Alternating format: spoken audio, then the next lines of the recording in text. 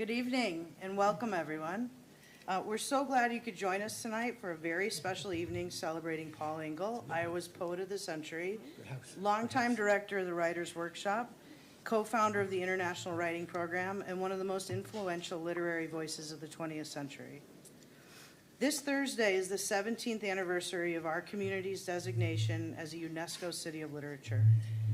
We've navigated shifts in the U.S. relationship with UNESCO, and there may be more to come. But two things remain constant.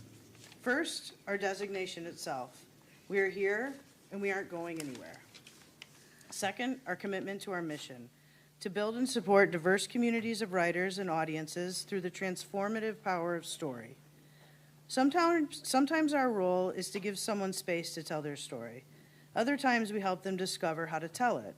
And often, we're the ones sharing the stories that shape this place. Paul Engle's own story is one we return to again and again. Born in Cedar Rapids in 1908, he attended Coe College in the University of Iowa, where he became one of the first students to earn a graduate degree based on creative work. His talent was undeniable. His debut collection, Worn Earth, won the Yale Series of Younger Poets, and his second book, American Song, landed him on the cover of the New York Times Book Review as a new voice in American poetry.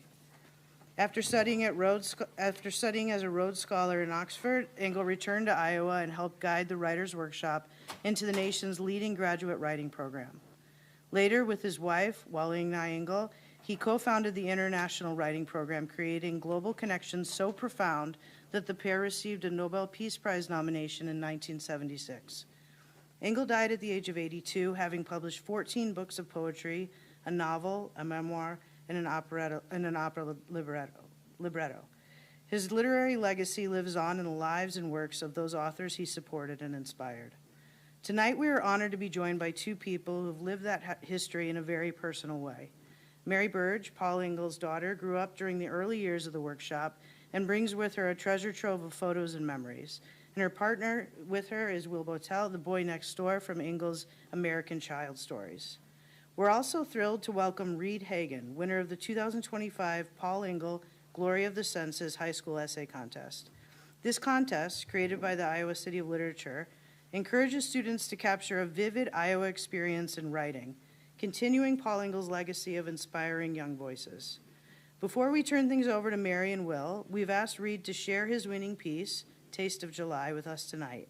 And to give him a proper introduction, please join me in welcoming West High Principal Mitch Gross.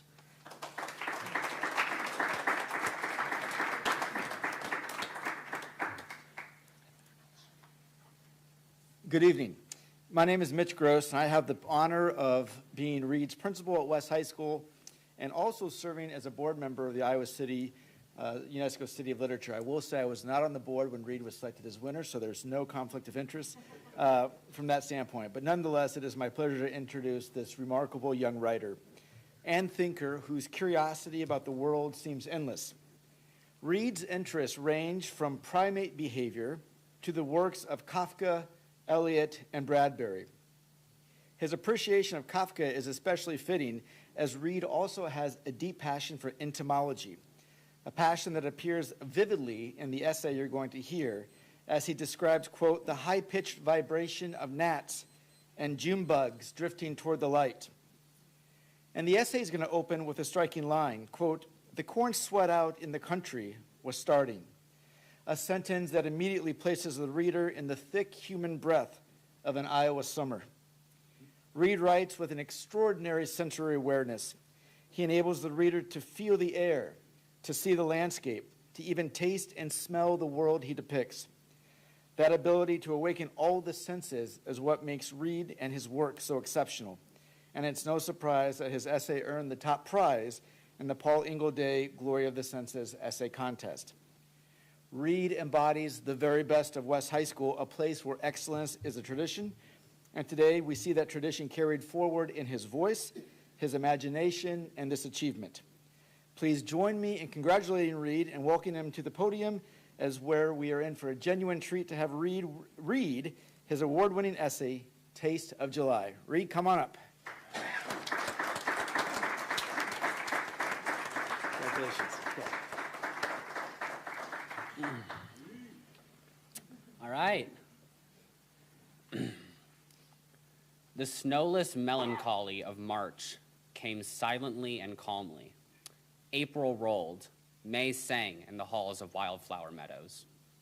June hummed, both with the high-pitched vibrations of gnats making loop-de-loops around the ear, and with the whir of June bugs lazily hovering towards the street lights and illuminated windows. Now it was July, and the corn sweat out in the country was starting. The cornfields, now well taller than me, seemed to be releasing water vapor into the air like a boiling pot of water. The humidity, amplified by the corn sweat, was the most intense I'd ever felt. My skin was damp, not from sweat but from condensation. My wet skin tugged against my clothes, creating uncomfortable friction. However, I tried to give my damp skin no attention. I had a task to do. Miller's Pond, an average farm pond a bit west of Des Moines. It was owned by a friend of my grandfather, and I had been fishing there ever since I was a toddler. Now I was 10, enjoying my summer, unaware that in approximately 9 months, the Ides of March would unleash COVID upon me, changing my life forever. The pond was about 4 acres in size, bordered by cattails and populated with thousands of bluegill, as well as a few bass and catfish. It was these inhabitants whom I was after. My grandfather had promised my cousins and me that for dinner we would eat whatever fish we caught. All my other cousins had caught a fish, and to be the only one who hadn't would be a huge blow to my young ego. It was late afternoon, and the sun was beginning to lower. The light made the water glimmer with a blinding intensity. I saw peculiar things when I stared out at the glittering water. The sparkle of the shining pond seemed to float into the sky after a few seconds of staring at it. The sparkling water then began to bend in the sky in ways of utter impossibility. A large boulder sticking out of the water a few feet from me seemed to hover into the skyway, quivering and shaking as it went before being picked apart and disappearing from vision. The boulder was then followed by the trees on the other end of the pond, outlines of themselves rising above their canopy like the soul of a dead man floating away from his body. The trees' outlines bent around each other in an odd motion, moving like an implausible jellyfish, the blue of the sky being their ocean. When they then slowly faded from vision, I rubbed my eyes. Mirages were the strangest. The wind picked up. Deep breaths of air opened cottonwood seed pods, and the thin, white, fluffy fibers floated through the air like a summer snow. They glided into the water, where they accumulated on the shimmering surface. The sun was growing lower. I had to catch a fish now or accept my inferiority. I tried to remember all the tips and quips that my grandfather had given over the years. I recalled him saying a few years ago, "On hot summer days, the fish get too hot, and they either find shade or swim to the bottom." Quickly, I looked around the pond, and I spotted an old, decaying deck that went out about 20 feet into the pond. I ran over to the deck and got down on my hands and knees. The rough wood of the deck dug into my skin, its texture being one that I did not enjoy. I looked down into the green water, and through the glare, I could make out the shape of bluegill, lazily swimming in circles. I quickly cast a hook with a worm poorly wrapped on it, expecting an eager response. 1 minute passed, then 2, then 5. I reeled the line back, stumped. The wind was still roaring. Harsh July gales created waves in the prairies, stirring up beetles, grasshoppers, and other odd insects. The wind awoke the barn swallows, whose muddy clay-like nests were situated on a nearby shed. The swallows twisted and turned in the air, circling each other as if in a chaotic dance. They swooped down near the tall grass, eating bugs straight from the air. The gales kept roaring, swaying the grass and nearby cottonwood canopies. The sound of twigs rustling, grass stems bristling against each other, and small waves in the pond licking the shore had a certain cadence to it, like a breath. The land was breathing. Between 2 large posts, an orb-weaving spider of some sort had constructed a large web. The web swayed in the wind, catching several of the disturbed insects. It swayed with a certain cadence. Was the web breathing? Near the dock was an old flagpole, the flag long having since been lost.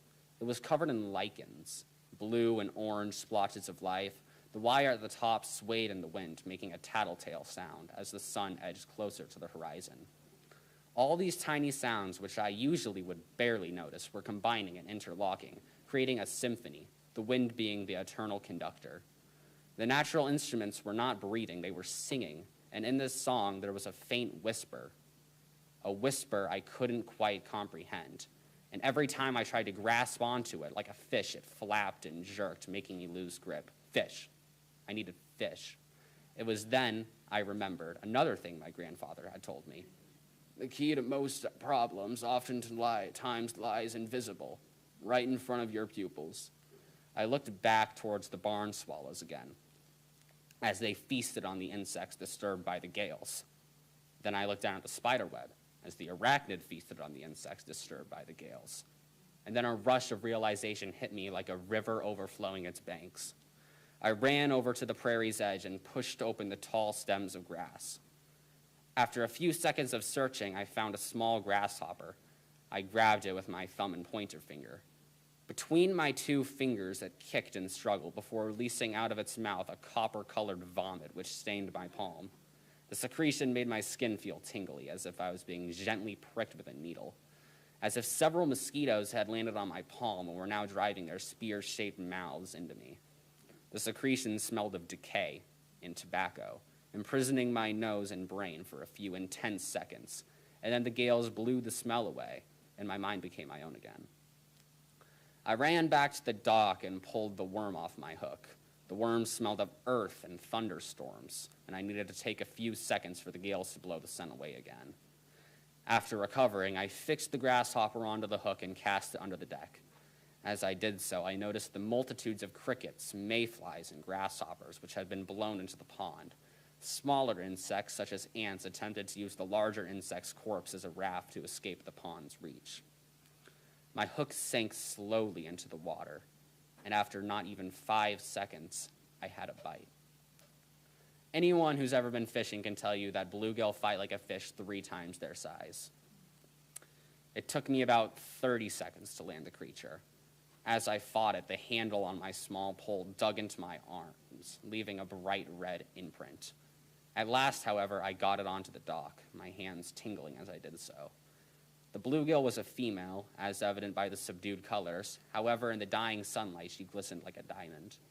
That night, my grandfather filleted the fish, using an oddly curved knife to separate skin from body and then muscle from bone.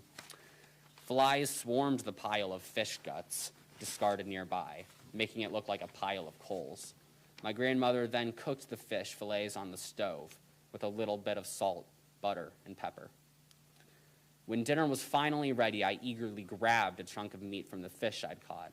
It was hot, greasy, and slippery in my hands, disintegrating across my palm as I squeezed it. I eagerly put the meat into my mouth and tasted of milky butter, overbearing salt, and intense pepper. But more than that, it tasted like glittering waters, open prairies, and the conductor of wind. But even more than that, it tasted of independence and of success.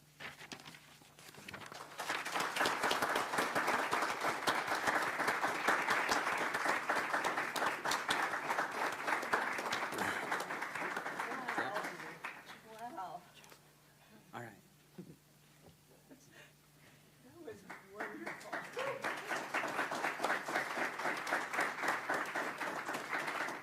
Thank you, Reed. That was great.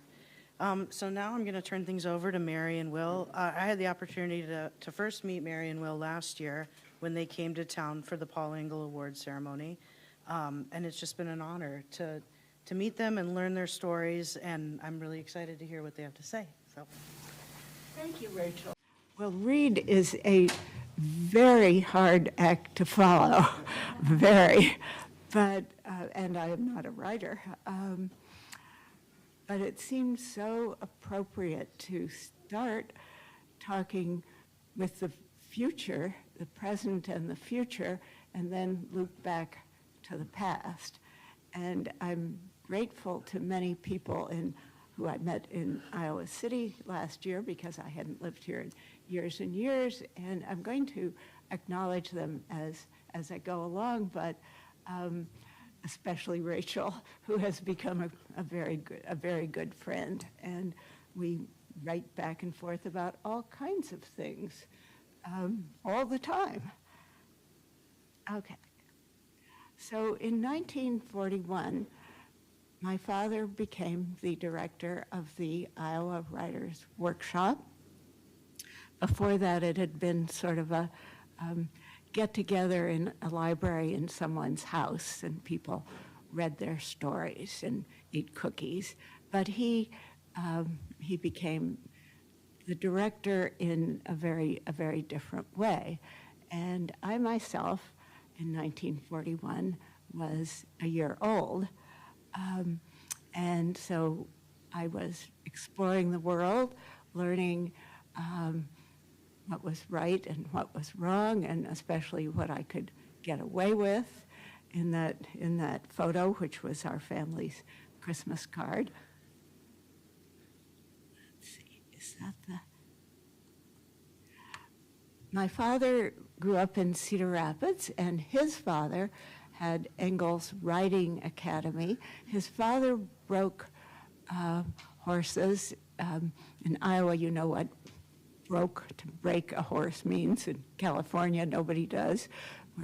But he trained 3 and 5 gaited riding horses. And from the stories my father and mother told me, he treated his children the same way, as very strong-willed young people whose wills needed to be broke. And he was apparently not a warm person toward his children. He always served himself first at the table, and his wife, Evelyn, worked so hard at home that she, with her 4 children and housework and cooking and scrubbing and washing, that she never needed to cut or file her fingernails, which is a good description of my grandparents. My father was exactly the opposite as a father to my sister and me. And because we have Reed here, I decided to put in some pictures of my father in high school. And he had that very slick down hair, which Will's mother described as shoe polish hair when her about-to-be husband had it. And in the other picture, my teenage father is with his younger sister, Catherine, and those badges on his lapel are Sunday school badges from the Methodist Church. And he earned so many of those Sunday school badges that he was designated a mother's little jewel, which was a very high honor. And at one time in his life, he decided he wanted to be a Methodist minister. He preached one sermon in Stumptown, Iowa, and decided that he really did not have the calling. But he always wrote. So this is my mother, a little bit about her. Her father had Nissan's department store in Blairstown, Iowa, and for the opening of the department store, for the opening day, the grand opening, he had put out flyers saying, free root beer and free donuts, all you can eat. And he attracted a big crowd with that. However, when the doors opened, people realized that the root beer had been poured into bedpans, those awful steel things they would put under you when you were in the hospital and you couldn't get up and go to the bathroom. And the donuts had been broken up into the root beer. And therefore, he hardly lost anything from his advertising. He later went into real estate, and I'm going to talk about what he bought and sold. And the other picture is my mother looking so cute, and an identical looking doll. Anyway, that's my mother, Mary Nissen. My parents met in high school, Washington High School in Cedar Rapids, and they seemed to fall in love immediately. They were together as much as they could. For privacy, for finding some quiet time away from other people, they went to the Cedar River, and they did a lot of swimming. These are, again, pictures from high school age, swimming and canoeing and probably other activities on the banks, given that there are a lot of my mother's clothes strewn around, and she appears to be covering herself up. The picture where my father's sitting in a little wooden hut he had constructed, trying to look very cool, smoking a pipe, which is what you did in those days. He was an off and on pipe smoker, but never a real one. And the middle picture is my two parents sitting on the fence rail at his father's riding stable. But they were inseparable. They got married in England in 1936, I think. I'm not good at numbers, memories and people and what they were wearing and all that, but I wanted to have Will read a poem that is from American Song that my father wrote about my mother before he left to become a Rhodes Scholar in England. Mary, published in 1935. You said I would forget you, forget your lithe body thrusting the night-black water, lifted on the long swell of the current, the strong feet beating. Forget you, brown as the granite crumbled beach, running on the wave-hard sand. Forget the wave down river with our paddles flinging wild and flashing moonlight. You were wrong, for always now I see you, always swimming with body supple as a diving otter's, churning a wake of pale foam in the torn and tideless estuaries of my mind, where the shy fish of memory leap and shatter the quiet water, their dark scales gleaming. Oh, you read really well. Thank you. Yeah. The other photo is of my parents on their honeymoon, and I picked that one because of the discrepancy in their attire. My mother is wearing sort of a German dirndl, and my father a bathing suit. They spent their honeymoon in Germany and Finland and Russia. They traveled a lot, and I have a sort of locket that my mother had bought in Finland long before she had children, but she'd bought it on their honeymoon.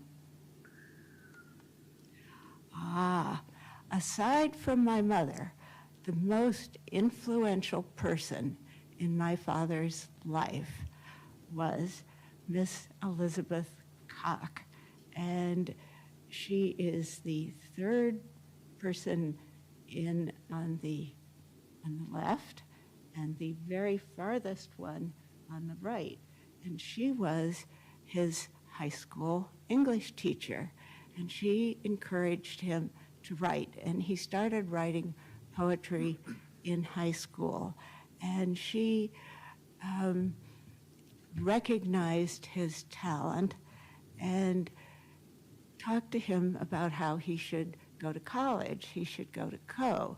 And he said, my family values hard work, they do not value education, and there's no money. He had always worked the jobs that a kid could work, delivering newspapers and working in a drugstore, selling magazines, but there was no money for college. There was nothing like that. And Miss Cox said, Paul, I want you to go to Co and apply and talk to them about a scholarship. He said, okay, so he went, and when he talked with someone in administration, he said, you have been awarded a full scholarship for 4 years by an anonymous donor. This makes me cry, I'm sorry. And when Miss Cox was tragically hit by a taxi and killed, he was just about to graduate, but it was in all the newspapers, and Co told him that she had been the anonymous donor, and that whenever she got paid, she was a school teacher, she would bring in the tuition money in $10 bills and pay for his tuition. Otherwise, I don't know that he would have gone to college. I'm not sure. And Rachel, who can do anything, managed to find these old pictures. Once I remembered Miss Cox's name, and it does make me cry. It's such an incredible story that might not have happened. And after that, he earned all kinds of scholarships for Columbia and Rhodes Scholarship. So I was called Munchie. I was named for my mother, Mary, but I was always called Munchie because out of the Wizard of Oz, the Munchkins, my mother said when I was born, oh my goodness, we got a Munchkin. Anyway, so I was called that. And as far as I can tell, my parents seemed really happy to have me, and I was very lucky to have them. I had a really marvelous family life, and it seemed very child-centered. My father was, well, both of my parents were extraordinary in bringing me up, and I was very lucky in that. We lived at 1218 Friendly Avenue in Iowa City. It was one of a number of Moffett houses that were built by Howard Moffett, who was neither an architect nor an engineer, but he was a builder. And he got ideas out of magazines like Good Housekeeping. And he built these sort of unusual houses that all had many levels and many quirks. This was a relatively small house, but accommodated many people. It had a number of oddities, such as the dining room. The wall and the floor did not come together exactly.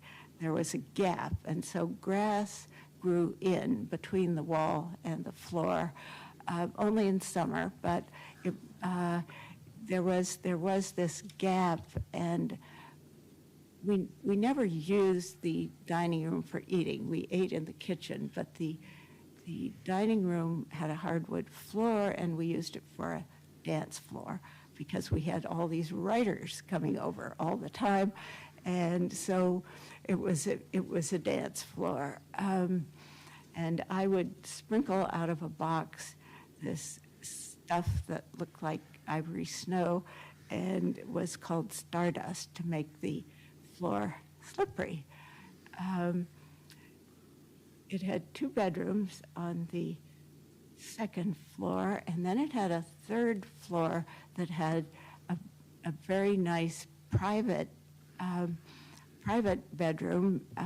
Everybody used the same bathroom on the second floor, but the third floor was where various writers lived.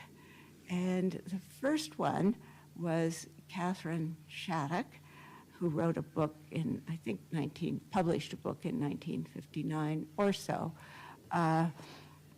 called The Narrowest Circle. And I found, to my great pleasure, that writers' library in the Coralville Hyatt, where we are staying, that has 800 books by people connected to writing in Iowa City, does not have a copy of her book. I was very pleased to see that because it is a terrible book. And even the people who are in it, such as myself and Will, nobody can get through it. And Will was described, the names were just barely changed. Everyone in the book was completely identifiable. And as far as I know, it's the only book written sort of identifiably about my parents and me. And Will was described as semi-retarded and sort of funny looking, and would be unlikely to ever learn to read. Well, I think he's pretty good looking. He got over being funny looking, I guess. No, I know what you looked like when you were 3, so you were always good looking. And he learned to read well enough to get through medical school, and even this day, he reads big, fat books like this. Not just chapter books, but big, fat books. He's a great reader. So Catherine Shattuck, well, it reminds me of something Mark Twain said. He hated the books of Jane Austen, and he said that any library that does not contain the books of Jane Austen may be considered excellent, even if it does not have a single book in it. Anyway, I would use that to describe this book by Catherine Shattuck. And Will's mother's in it, and his aunt, and his cousin, and our neighbors, and our friends, our family doctor. Everybody is very easily identified, but none of us has ever read it through. We think, oh, let's see what she says about this. But anyway, she was the first writer who lived there. And later, a year or two later, Oakley Hall and his wife Barbara lived there. And Oakley had just gotten out of the Marines and really wanted to write. And he wanted to write Westerns, and did so very successfully in that he sold them to Hollywood. And so he made a lot of money, and they were made into movies. And I was so happy to have Oakley and Barbara Hall there, because Barbara taught me to cook. My mother did not like to cook. She did, but she cooked, but enough so we were fed, but she did not like to cook. But Barbara loved to cook. And so I learned everything from her, and that was delightful. And then we had Joe Langland, who's a poet, I think ended up in Minnesota, not sure, and his wife Judy. And Joe was also right out of the military and was a great photographer, and so we ended up with a whole lot of wonderful photos that he took. Anyway, we had hot and cold running writers in that house, from the residents upstairs who also would go to Stone City, where we spent summers with us, and all the writers who were being entertained or entertaining us. And the house was perfect for that, because I could sit in my nightgown at the top of the stairs and look down at the party, at the people dancing, and my father would project roses on the wall, and it would all be very dark, and oh, it was so romantic. And the best evening, though, that I remember was when Will's father, who had been a surgeon in the Navy, and so he was in the South Pacific when his mother was staying in Iowa City, and when he came back, his name was Bill Boutelle, and Will's parents were very tall and very good looking, and they danced to Just My Bill, and oh, I thought that was so glamorous. Wow. With this arrangement of the house where it was full of people, my father needed a place to write that was quiet, and during the war, the Second World War, you were not allowed to build a dwelling building, but you could build a farm building. So he ordered a hog house with a high door and windows, I guess a custom hog house, and in it he built a desk out of plywood that went around 3/4 this way, and this way, and so he could sit in the middle of it, and over the door he had his oar from when he had rowed at Oxford. So that was our wonderful house, and last year when I had a chance to speak and I finished talking about how shoddy the construction was and how the stairs to the basement were mud and snakes came in, Jan McDonald raised her hand and said, "We bought that house." And I thought, oh no, I should have held my tongue. But it is now a very wonderful, cozy, well-made house. And last year, I had the pleasure of eating for the first time in the dining room because they had a real dining room table and chairs. And I wanted my family to be a regular family that did things like that, had furniture in the dining room and ate with a tablecloth and all that. Good luck on that one. I did not have that. I had really a bohemian family. As you will see, this is Will and me in 1943. We were 3 years old, and my family lived at the top of Friendly Avenue. Will's mother and Will and his younger brother, who was born in Iowa City almost the same day as Philip Guston's daughter was born.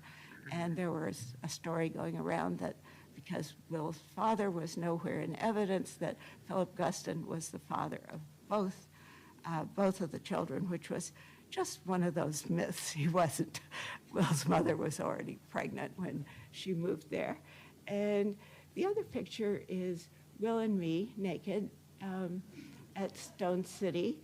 We were a little long in the tooth to be naked, but we were. And my parents were not nudists in any way, but they also didn't make any effort to cover up. And we had to take baths outdoors because our house at Stone City had we had a lot of bathrooms, but we didn't have running water. And in that picture, my father has just handed me a bridle for a horse.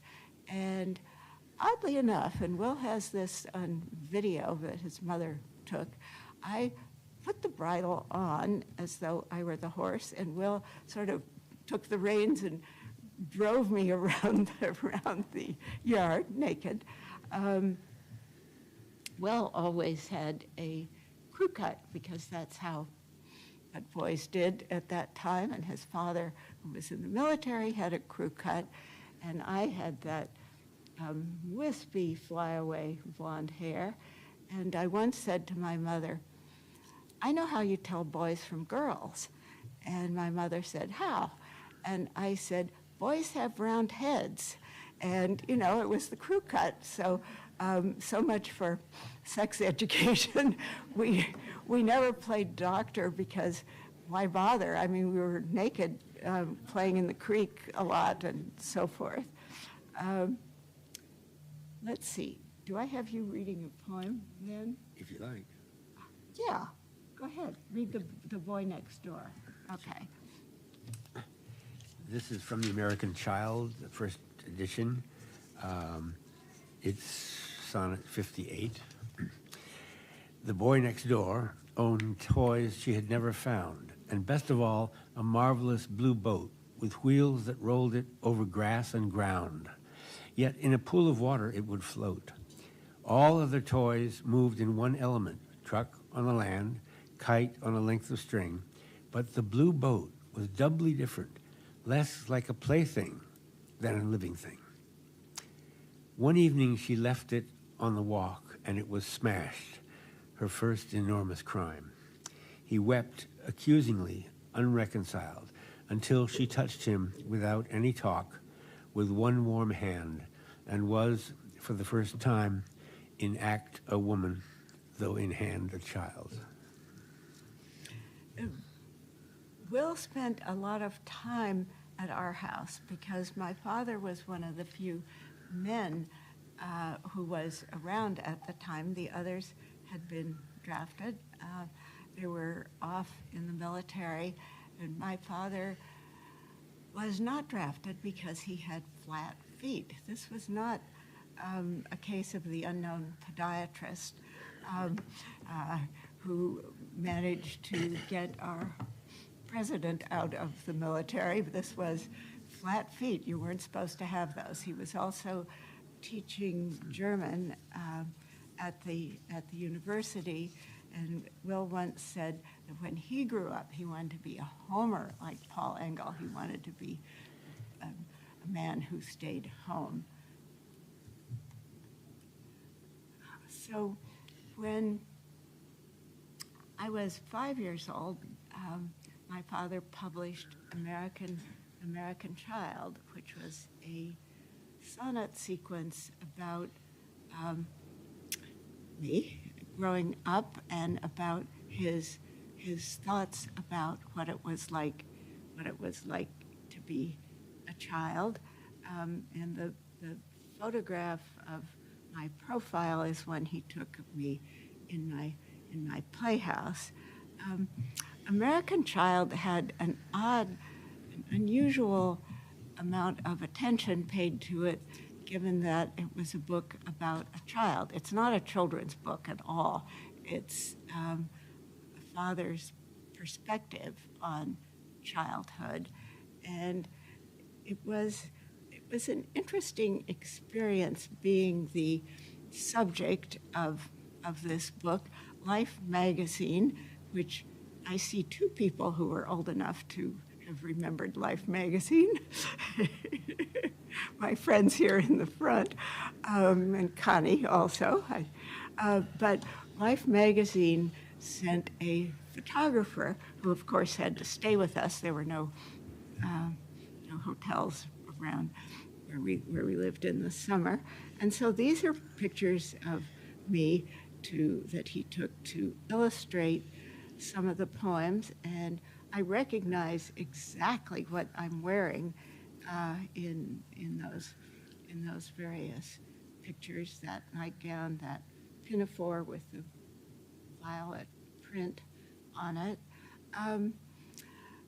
So you'd think, oh, what fun for this child to be photographed by a professional, doing all these interesting things that she actually did. However, there's one poem in the book, which we're not going to read, in which a doll gets smashed in the head, and the child weeps and is distraught. And the photographer wanted a photograph in which I was not just standing in the window or pounding nails, but I had a lot of grief in my face. So he said, bring me one of your dolls and I'll smash the head with a hammer and take some pictures. I said, no. So he said, okay, we will go into Anamosa, which is 3 miles away, to the drugstore, and you pick out a doll. So I picked out a doll, one of those with the stiff pink dress and the cellophane over the box. And he said, you can play with it in the car on the way going back. So I did. I thought, oh, this is a really fancy doll. And then he said, now it's time for me to smash the head in. And I said, no, again. So we skipped that. We skipped the grief emotions in that. So when I learned to read and write, which was by the end of the first semester of first grade, my mother said, now it's time for you to write a book. You can both read and write. And she sat me down at her sewing machine table, and she had bought one of those black and white speckled copybooks. So I started writing, and I was telling Reed that I wrote so literally everything we had done. So the book has a really catchy title, Things We Did in 1947. And very, very literal. Reed, luckily, can also write fiction. He has several modes. I had one mode.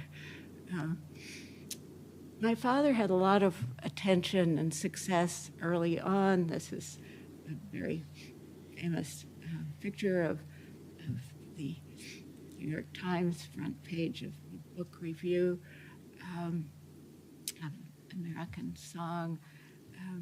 And that experience of being considered so successful and so full of promise, I think when you're really young can have a negative experience on people. But I think in my father's case, it was really energizing, and boy, did he have energy. So he, as director of the writer's workshop, he was always sitting on a desk. That's a very typical picture. I walked down from the University Elementary School, which was my school. I just had to walk down the hill and about a block to the workshop. So I did that every day after school and kind of hung out on his chair, his office chair, which would roll out. So I got to observe the workshop. I was young, but I was all eyes and ears.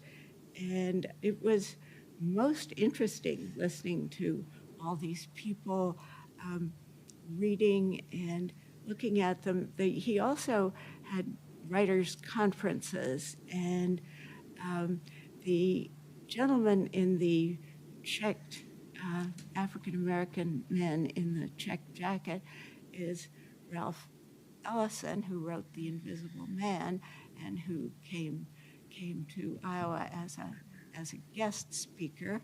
But my father and I also had dinner with him at his apartment in Harlem, and afterwards he walked us out and stood with us till we got in a taxi, because he said, you know, you need a black person here so you don't get mugged.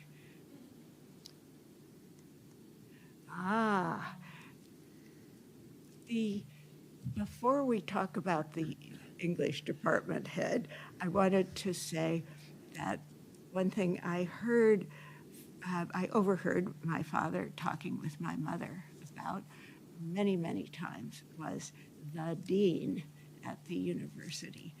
And my father was constantly, seemingly arguing with the dean to maintain, to help fund, to allow the writer's workshop. It was very much of an uphill battle. And I had no idea what a dean was, but I pictured that he was the Wizard of Oz. I am Oz, the great and terrible. Who are you and what do you want? And it was a constant battle there. He had a different approach with the head of the English department, and this beautiful Tudor-style house in Iowa City belonged to Baldwin Maxwell, and my father would bring my mother and my sister and me to gatherings. There were not any other children there, but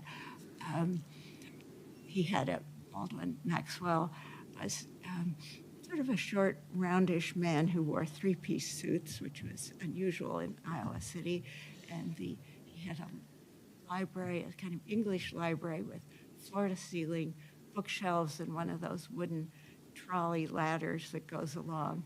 And my sister and I were dressed by my mother in matching sister dresses. She sewed beautifully, and we were very well behaved because my mother said, as we were leaving the house, pretend you have lovely manners. And so we pretended.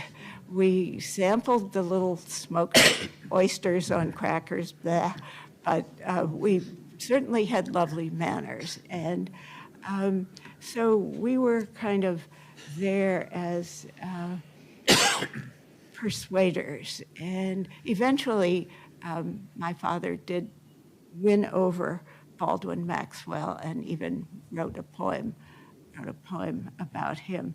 But it always seemed as though, as the director of the Writers' Workshop and trying to grow it, that the university considered him sort of an oddball. But whatever.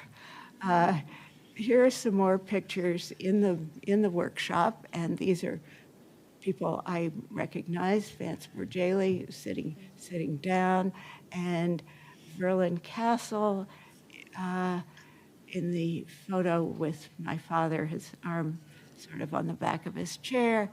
And eventually, Verlin Castle, who taught at Brown, wrote a lot of pulp fiction.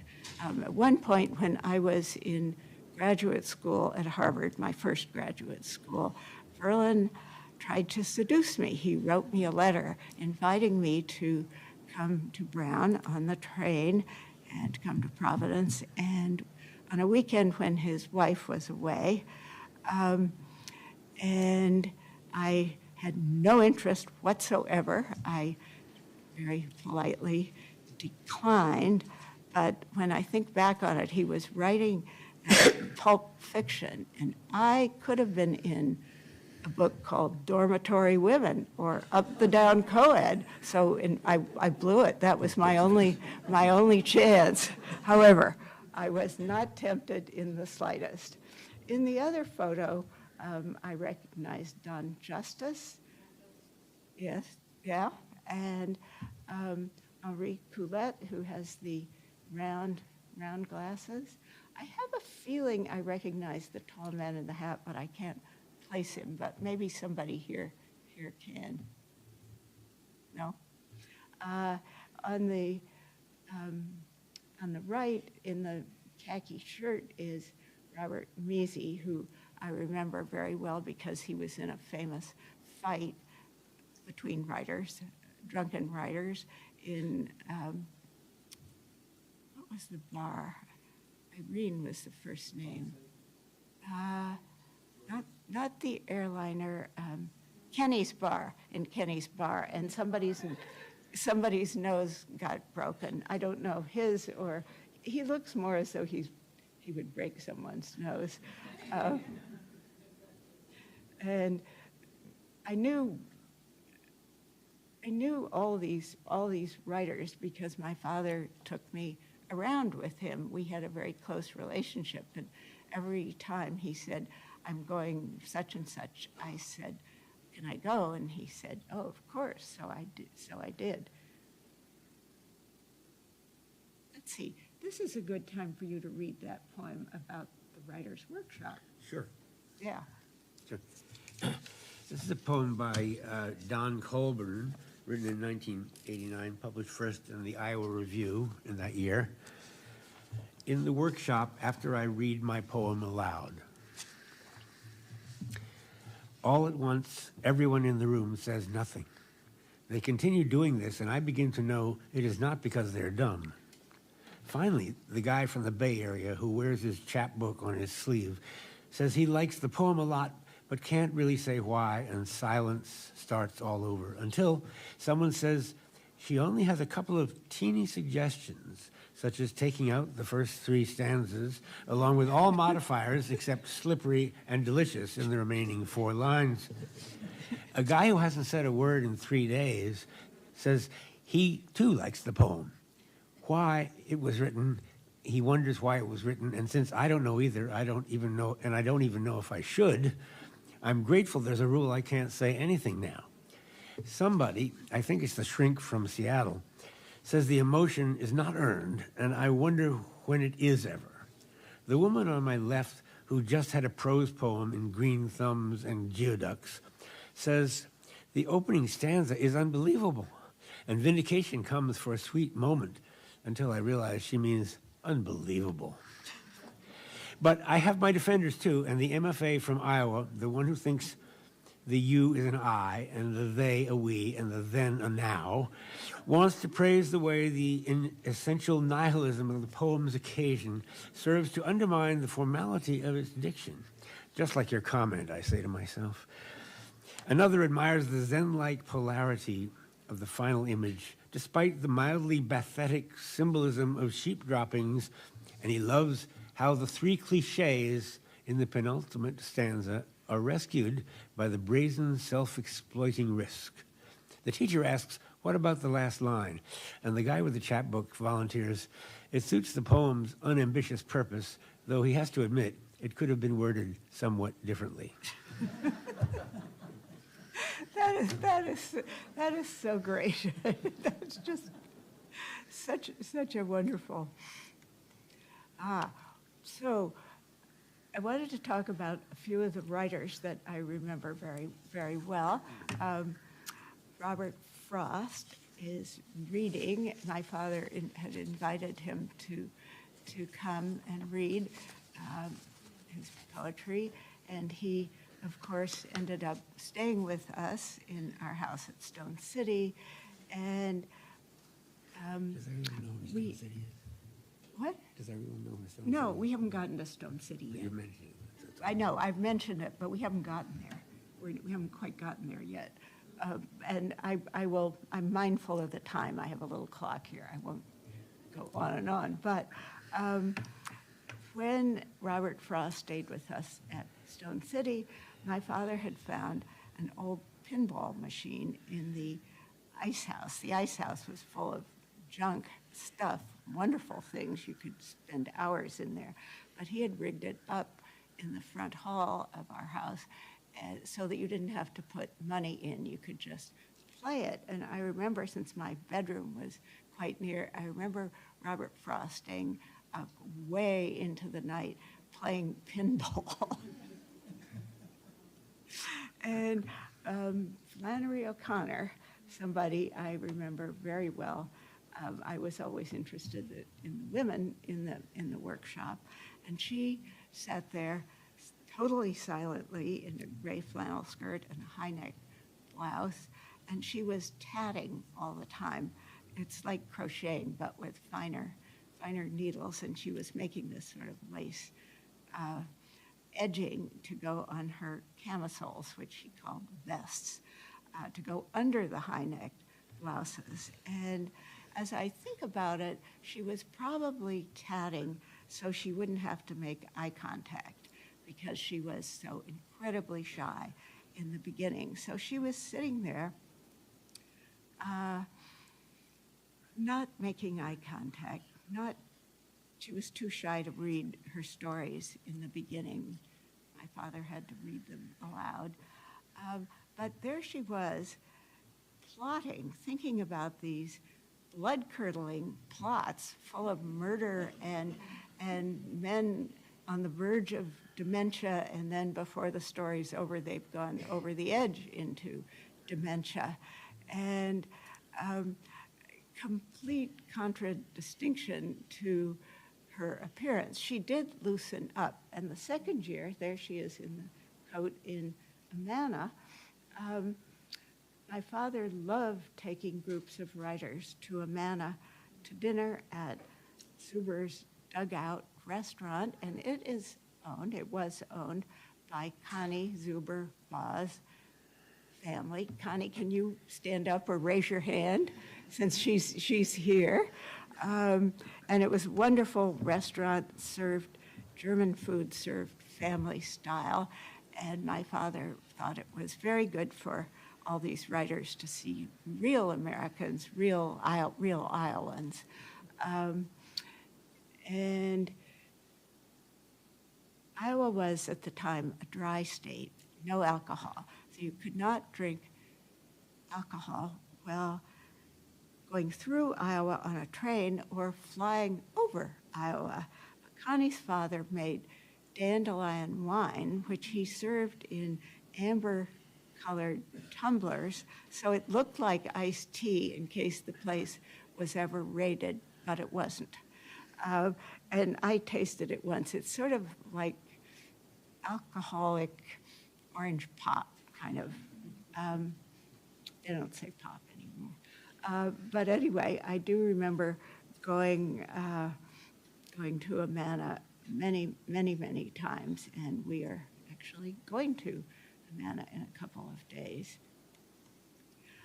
One reason I think the workshop was so successful and people kept wanting to come and liked their time being there was the social aspect. And as I said, we had a lot of writers in our house. This is a party with a large number of writers at Stone City, which I'm getting to, and it was such a big house that you could have many people, and people could sometimes did sleep over on the couch. This is Stone City. We finally got there. And the picture on the left is the house as it was originally built by an Irish stonecutter who had a number of children and a lot of money from limestone quarries. And that little sort of gated thing is the south porch, which was glassed in. It was an orangerie that had orange trees and alligators. The way we got Stone City is that my mother's father got into the real estate business, and so he was supposed to sell this gigantic white elephant of a house, because by then it had no plumbing, it had no running water, it had a number of fancy bathrooms, but no running water, and no heat. And so he bought it to kind of kick off his real estate career. He bought it for $200. It came with 200 acres, a number of outbuildings made of limestone, the biggest barn in Iowa, which was on a quarry floor. It was a magical place for us to spend the summer.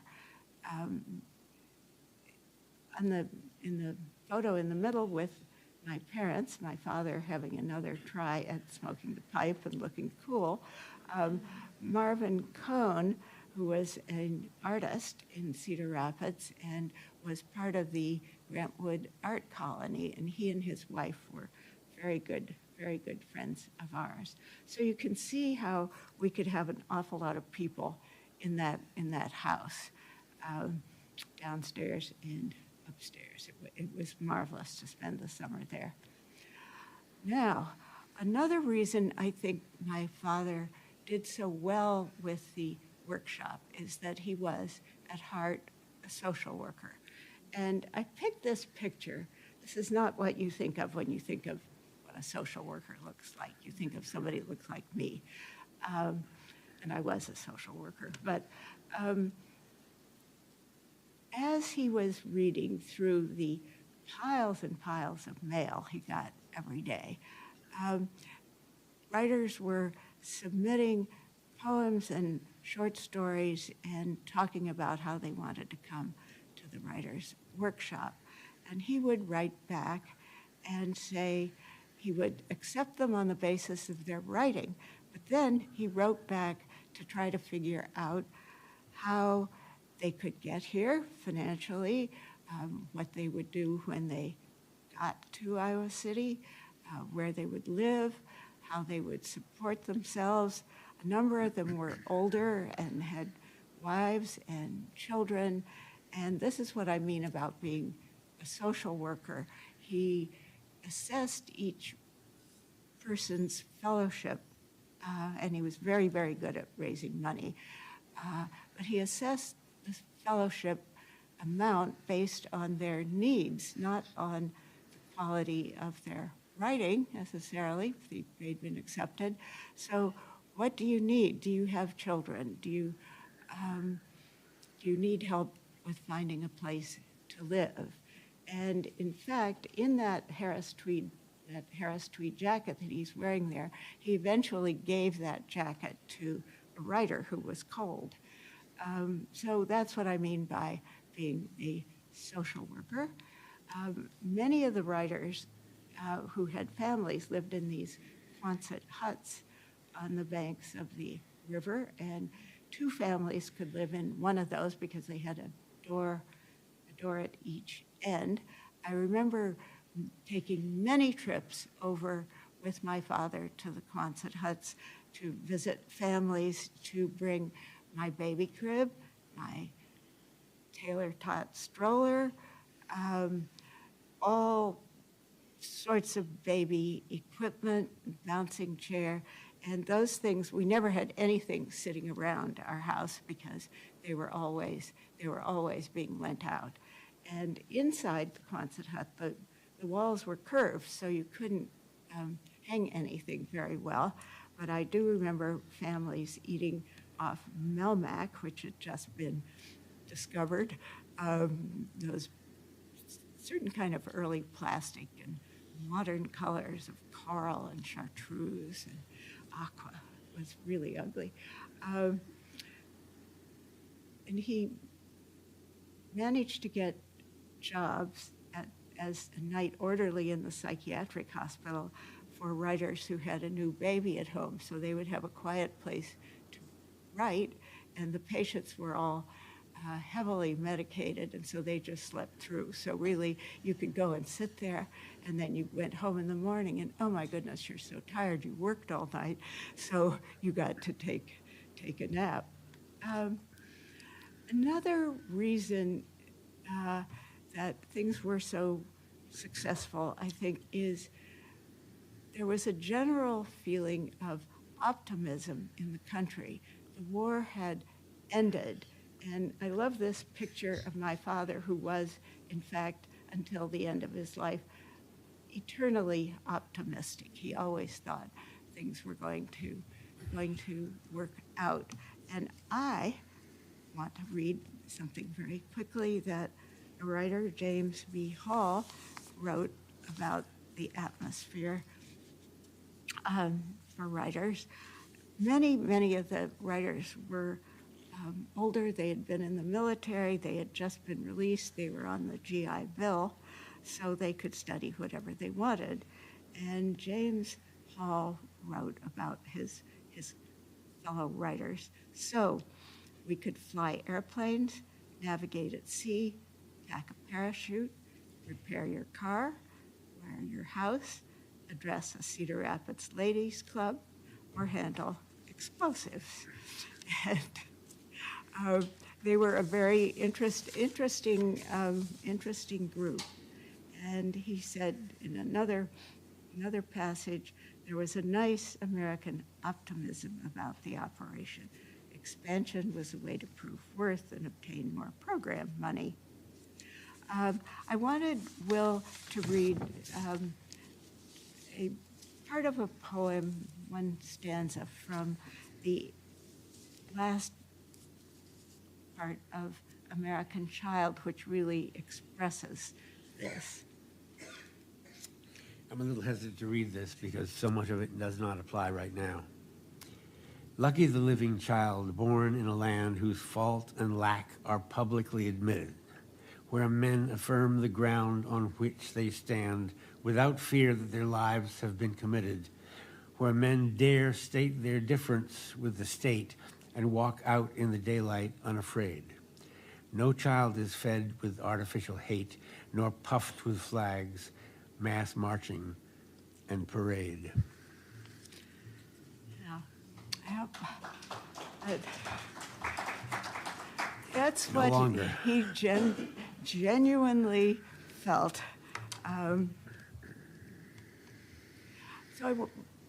Do I have more time, Rachel? Can I keep 10 minutes? Okay. So my father seemed to know all writers at the time. This is Robert Frost and my mother in Cuba. E. Cummings, in New York City, where I lived beginning when I was 16, another story, but anyway, he and his wife, Marion Morehouse, were very, very kind to me, and I loved going down there to Patchen Place because I was a governess for one of the Rockefeller families, and they were so stiff, and I never quite caught on what the rules were, but I could go down there. And at one point, Cummings asked if he could paint my portrait, and I said, sure. So we went up to the third floor, and I'm my portrait is on the right. And I loved going there because I could listen to him talk about his life. And for some reason, he really wanted to talk about what he felt about things and his first wife and what her terrible experiences and so forth. And I always wondered why he had wanted to paint me. I was no artist model. And then I found later that 10 years before that, he had painted his daughter, Nancy, who was on the left, and she had not grown up with him. And she told him when he was painting her portrait that she was in love with him. And he said, "Didn't anybody tell you I'm your father?" And this was quite a surprise and shock to her. And Marion Morehouse, his wife, didn't let Nancy come around anymore. But I kept coming around.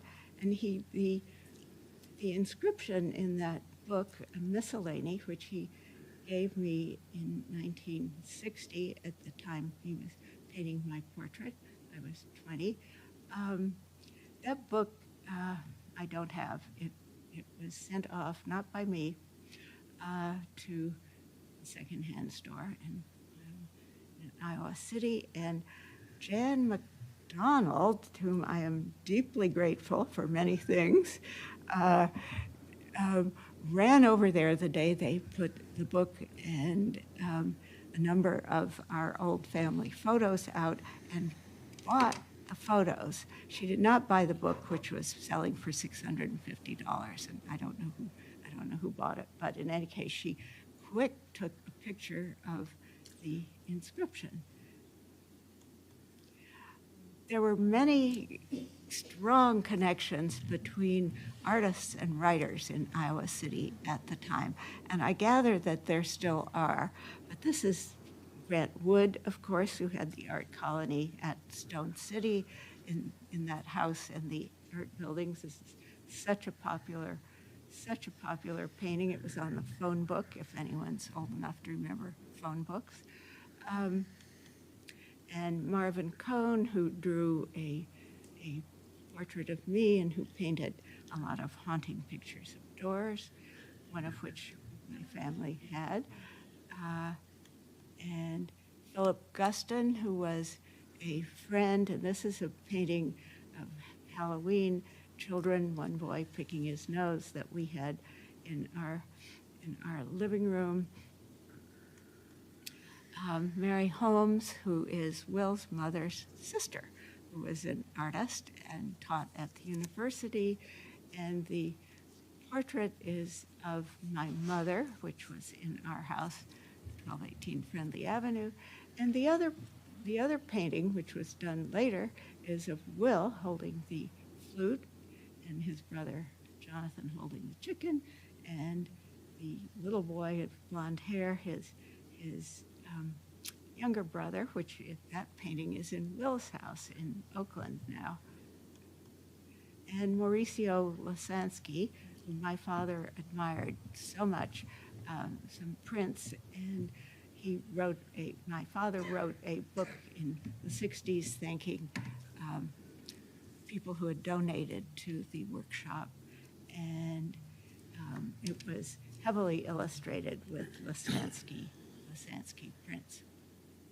So I've had my 10 minutes more.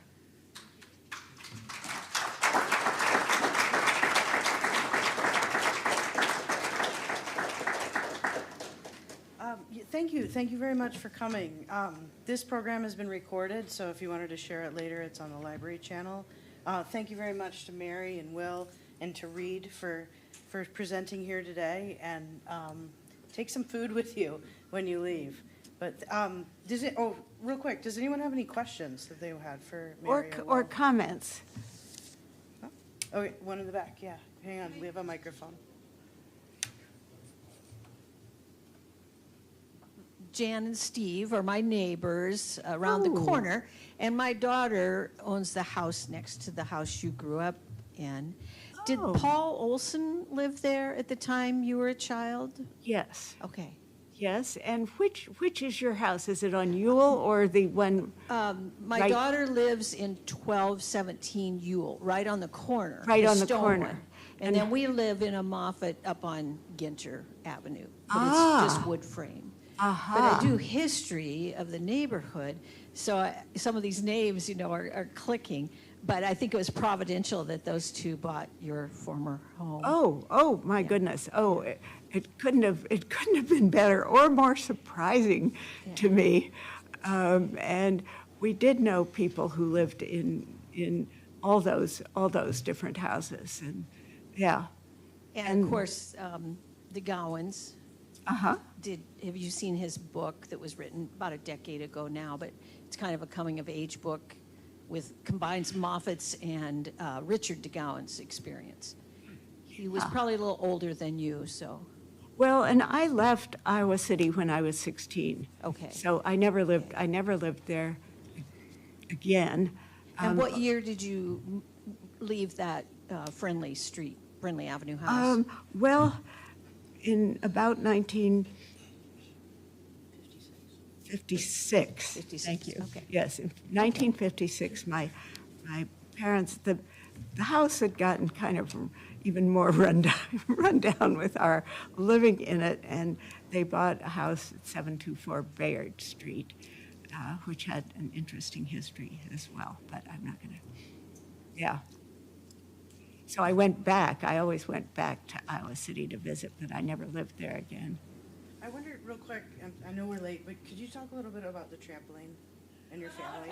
Oh, my mother's younger brother, George Nissen, invented the trampoline, and he liked to jump on beds, and he liked springy things, and he was a tumbler. He was actually in the circus.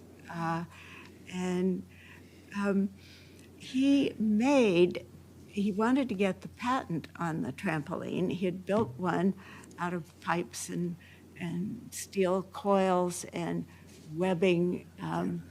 And to get the patent, you had to make a tiny little model of whatever it was you were going to get the patent on. So he made the little model and took the bus to Washington, D.C., and got the patent on it, and came back and opened a trampoline factory in Cedar Rapids. But while he was being a tumbler, he was in Europe in a circus act, and there was a young Dutch couple who were tightrope walkers without a net, and the husband fell and was killed. And my Uncle George was very kind-hearted and took charge of the beautiful new widow and put her on the plane to go back to Holland, but didn't get off the plane and ended up marrying her bringing her back to Cedar Rapids, and she was a tumbler and part of the trampoline act. He once had a competition with a kangaroo and on a trampoline, and sort of hokey, but he actually could go higher. The kangaroo could just jump, but Uncle George had the technique, so we always had trampolines around. And what? Each year? Yes, each year he would put a trampoline, the newest model of a trampoline, on the back of his newest model Cadillac with a trampoline holder, like a bicycle holder, and bring us a new trampoline. Yeah. Yeah, you have a question? Yes, Iowa has such a rich history of railroads. One picture you showed, a railroad bridge, and it said Stone City in the sun. Right. There was a train that went between Cedar Rapids and Greeley, and it went in from Cedar Rapids in the morning and back out in the late afternoon, and it brought mail and groceries and so forth. And Will's grandmother would make Maryland fried chicken. They lived in Greeley, and she would put it in a pan with wax paper over it and tell the conductor, now, when you get through Anamosa, lift the wax paper a little to let the steam out. And then my father and I would drive down to the railroad station, which was also the general store and the telegraph, and at Stone City, and pick up the fried chicken. But I could also take the train into Anamosa to the house of the newspaper editor to practice the piano. So yes, there was definitely a train going back and forth. And that went through Stone City? Well, you had to go through Stone City. I mean, it was very short, a very short line from Cedar Rapids to Greeley. I don't know how many miles that is, but not very many. Yeah, it was the mail train. Was there a station in Stone City? Well, there was this building. It's in that Grant Wood painting. But anyway, there's a rectangular stone building right by one end of the bridge, and it's the railroad bridge, and it's right by where my father was standing, and it was the general store, the telegraph, the post office, and the train station. And so Clayton Dearborn, who did all those things, could fish during the day, and it was also the gas station. If you took gas, you were just supposed to leave a note and saying how much you'd taken. And he would sit out there because trains, it was safe to sit on the end of the bridge because there was a train coming one way and a train going the other way. That was it. And that was it. That was it. So once a freight train went through, and we were filming a Voice of America, Small Town USA